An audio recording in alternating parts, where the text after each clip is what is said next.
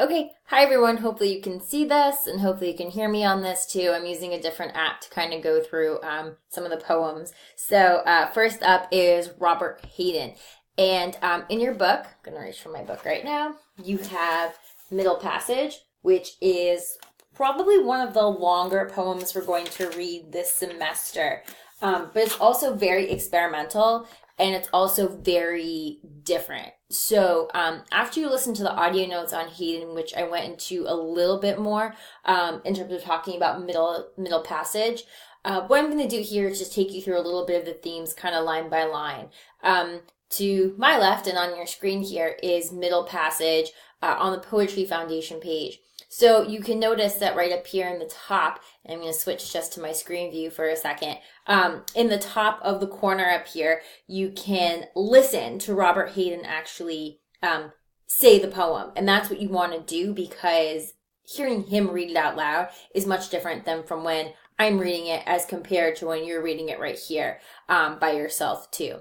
So we'll do that. I highly recommend you do it. I'm going to try to do it with some of the other poems that we look at in this particular unit and to some of the other ones. I'm limited to 15 minutes on my one app here, so if I run over, I'll make 2 videos for it. But especially if you're writing, this can kind of give you just like a better sense of what it is that you're looking at. And I'm already looking to my left here because I'm thinking, oh my gosh, I can't wait to go through some of these lines. So I'm going to switch it to a full view of the screen in a second, just so you can kind of get, an idea of what it is that you're looking at in terms of the part. So if you're in your book, this is on page 150 that we're starting. And just to give you kind of a sense here, I'm right here on the side, so you can kind of go back and forth as I'm looking, and I'm kind of scrolling here through Middle Passage, and as I'm looking a little bit more. Let me kind of start us off, and I am interested really in particular to hear next week when we dive into our forums a little bit more what you think about this, especially what you think about this piece if you haven't encountered anything like this piece before. So in it, obviously, he's talking a lot about the slave routes, and he's talking about the slave trade in the Atlantic between Africa and the West Indies. And here, when he says Jesus, Estrella, Esperanza, Mercy, these are actually the names of the different slave ships that he has included here in terms of his, in terms of the poem and in terms of the writing style. So it's really interesting kind of coming from here. It's a super dramatic and powerful poem. One might think it reads more like a narrative at times, but in fact, it really is much more than that too. Especially when you get down into some of the different experimental stanzas in terms of the structure of these pieces.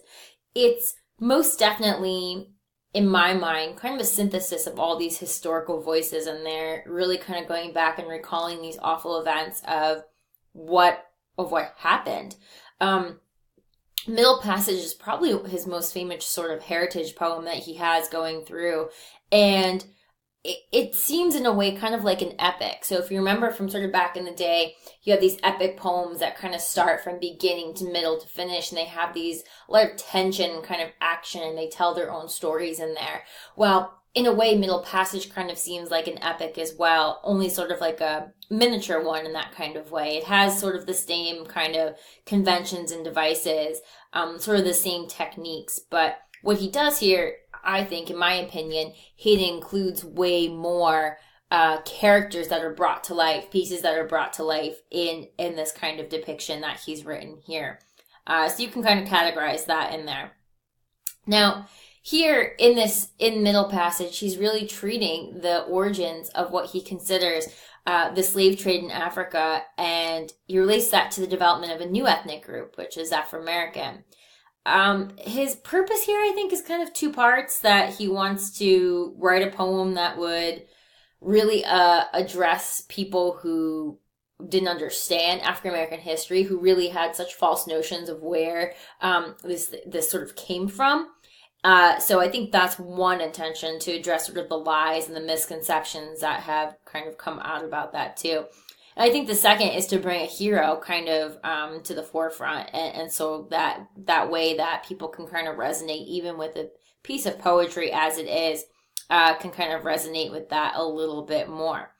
Now, I think here in this poem in particular, like other poets who want to comprise long poems, which is not the easiest thing to do, Real, I think he's contemplating on sort of American society as a whole.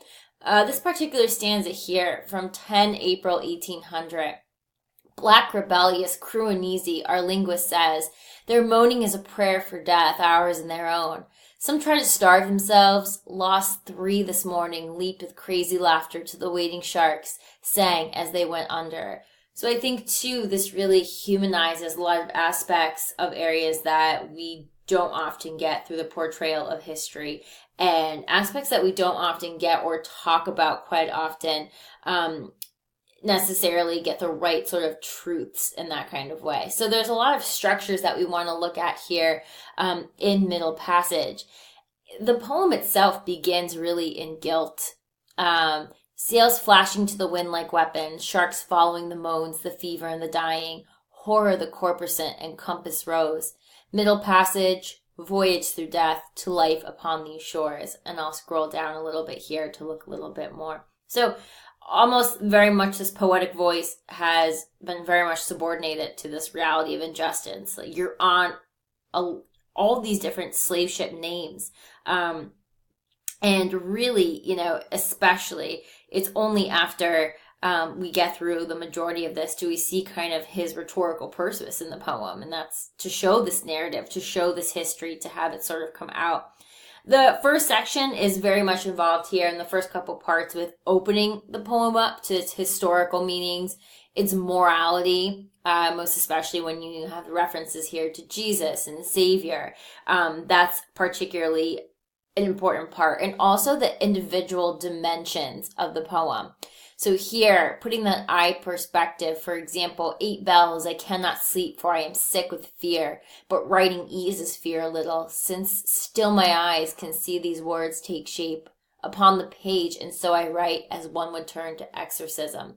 So here you really have quite a bit more of intimacy, journalistic kind of portrayals, and that adds a great sense of much more intimacy to the poem as well. All these 3 kind of sections that kind of go together. The shipmate's journal, the Puritan hymns, court deposition, you have prayer, you have these slave ship names, you have the poet's own voice, and then of course the italicized sections of kind of very ambiguous origin. We don't really know where they come from. So those you can definitely see in there too. Particularly, I'll go back up to the part with the journal here. I think this is a really telling passage.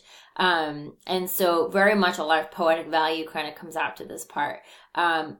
It's interesting because as he's the director through this poem, Hayden's taking us through, he's the one who obviously decides who and what speaks. So I always think that's very much interesting. You see the apparent historical narrative here, but you also feel sort of the irony, and you also feel sort of the different parts going through the stanzas here. The second section of the poem, I think, is much more controlled with the voices. You have going down a very sick, bedridden merchant that we see coming through here. We have the captain, the crew, lusted with the comeliest of the savage girls kept naked in the cabins. That there was only one they called the Guinea Rose, and they cast lots and fought to lay with her. So I think that perhaps as well talks about the immorality of what is going on here and everyone who participated in the slave trade, and then eventually those who defended the slave trade too. And I think really coming to terms with bringing that to the forefront of our look at. And finally, then when you go through, and it takes a while to get through the different stanzas, the different parts, which are definitely done very dutifully here. He certainly wants to structure this in a way. And for myself, reading this and going through it with different parts, I know immensely helps me a little bit more. We'll talk about this more later on, but he was highly influenced by T.S. Eliot. Now, Middle Passage is written in the 1940s, and so you have to almost think, too, going through a poem like this, nobody's really writing or talking about these subjects. And hearing him read these words, hearing kind of the echoes that come out with it, it really takes me back for this, and it makes me think a little bit more about his intentions for it.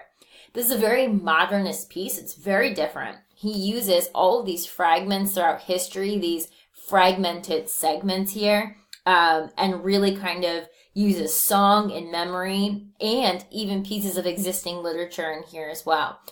Different allusions that he makes. So it's almost kind of very ominous that he has these sort of features to his poem. He did not want to be known as a Negro or a Black poet, but he wanted to be known as an American poet. And I think a lot of people tend to misunderstand this because he did fare pretty well during the Black arts movement. But, there is clear distinction because for him, Middle Passage, it's not a Black poem, it's an American poem. It's not an American anthology here for a reason. It's there to, to bring awareness. This desire to show the narrative of the Middle Passage, is particularly interesting too. I find it also interesting that he himself as the, narrator, the author here and so forth, rather gives these accounts and doesn't really give any character accounts, wholly. We don't really know who else is talking, but it is through these multiple techniques that I think it makes it a little bit more accessible for readers, because with all the metaphors and images that are in this piece, in addition to some of the other themes I talked about in the audio notes too, it's his use of juxtaposition. So particularly, I say go back to the first line here with this. And on here, looking at these, the first line referencing the names of the ships that carry slaves as cargo, they're all named after really positive Christian words. So it's kind of ironic then that you're going to go and read a narrative of seemingly obviously the very opposite. And the names of the ships come out later again in section 3. So I'll scroll down to there right now. And in section 3 too, the latter part of the poem, it's really interesting because not only does he mention these in the first part, but he goes down in section 3 when he says, the dark ships move, the dark ships moves, their bright, ironical names like jests of kindness on a murderer's mouth. So it's really interesting too. It's just a little bit down here. I made note of this one because I think it's really interesting, kind of this sense of what he does to reference these names, and repetition is really important. There's a ton of numerous references to Christianity and obviously the hypocrisy of those who are enslaving Africans with their religion. The whole love thy neighbor, yet let me force you to be on slave ships and go to America. So the Christianity aspect is absolutely something that you want to take note of. In the second part here as well, there are a couple references throughout the poem to when he will talk about Shakespeare's The Tempest, very much so, in which he calls kind of to line and contentions the allusions made in there about regarding slavery. So I think that's another particularly interesting point for all of you into Shakespeare. You can kind of look at this piece as sort of a challenging way to sort of make your sentiments against the Sowell. It takes a little while to get through this piece and to kind of, read it. I say read it in parts, and we go through the questions on here too for next week. Definitely kind of look at that sort of lens on here. I think that might make it a little bit better for you. I'll go into a little bit more of a line by line piece and other different notes as well. But I think here, I want you to kind of form your own opinions and form your own sort of what do you think this poem is about. There's obvious references to many metaphors and allusions, and the images seemingly pop out of the page here. But there's also something to be said about the experimental style of this piece that is so very different, and at times really, I think, makes people kind of uncomfortable, especially for a piece written in the 1940s. That makes it very, very different and very hard to kind of, for people to sort of relate to. So, I'll leave it at that, and then I'll flip kind of back here. So here I am, right next to your poem, and we'll go through a little bit more. But at the top of the page here, I'm scrolling up so you can see. When you click on this red link, definitely click on it, and that's what will take you to listening to the poem while Robert Hayden narrates it, and I would follow along closely in your book as well. So make sure you do that, and we'll check back for some others as you get closer to the end.